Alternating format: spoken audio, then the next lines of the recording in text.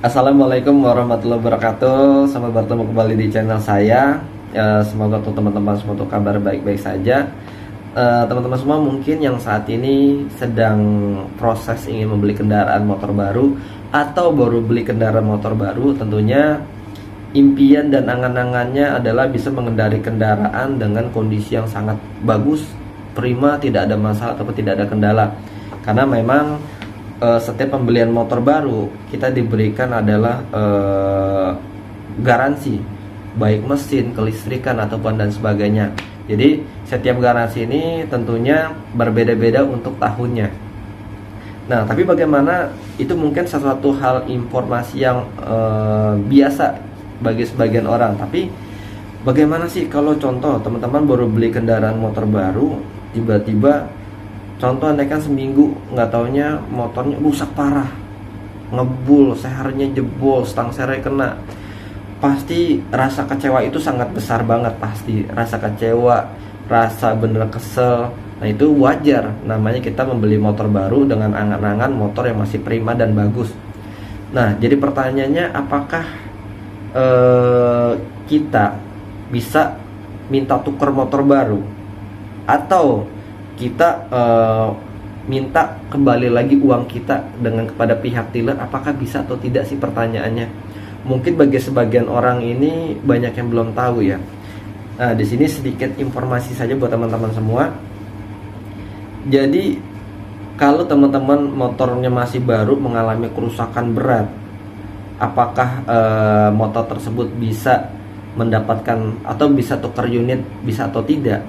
Nah, di sini saya bantu informasikan, hanya mungkin kecilnya mungkin 5% atau sampai dengan 10% bisa ditukar unit baru. Hanya kecil saja ya. Kalau memang teman-teman mengajukan untuk komplainnya itu gimana ya? Memang ini sebenarnya nggak bisa saya jelaskan ya. Intinya mengajukan komplain lah. Ya, kalau komplainnya benar, tertata dan komplainnya itu memang juga jelas, mungkin masih bisa. Tapi pada dasar kebanyakan itu hanya untuk motor baru itu diberikan garansi, bukan garansi penukaran unit baru, hanya garansi mesin. Contoh, kan sehernya jebol, stang saya jebol. Nah maka teman-teman hanya mendapatkan garansi penggantian kerusakannya saja, penggantian sehernya, stang sehernya beserta ongkos-ongkosnya itu yang digratiskan ya. Jadi bukan tukar unitnya. Jadi kalau aneh kan akinya udah nyala-nyala motor, ternyata akinya ataupun kelistrikannya, hanya sistem kelistrikannya saja yang diganti, hanya diganti, bukan diganti unitnya. Kalau memang sekalipun bisa, biasanya itu biasanya ada penambahan uang ya. Kenapa ada penambahan uang? Karena memang seperti ini teman-teman. Jadi teman-teman setiap membeli kendaraan motor baru itu kan secara otomatis teman-teman diberikan ada faktur pembeliannya, ada data-data yang memang yang nantinya untuk pengurusan surat-suratnya. Apalagi kalau surat-suratnya sudah nyampe di Samsat atau bahkan sudah dicetak, teman-teman sudah terima STNK-nya, teman-teman begitu minta ganti motor baru karena mengalami kekecewaan, kerusakan, apakah bisa atau tidak? Itu kecil banget teman-teman. Jadi biasanya tuh hanya diganti part-part ataupun bagian mesin yang memang mengalami kerusakan saja. Kalau sampai dengan diganti sekalipun, kemungkinan itu hanya kecil. Sekalipun bisa, kemungkinan ada biaya yang memang harus teman-teman keluarkan ya. Pastinya seperti itu, benar.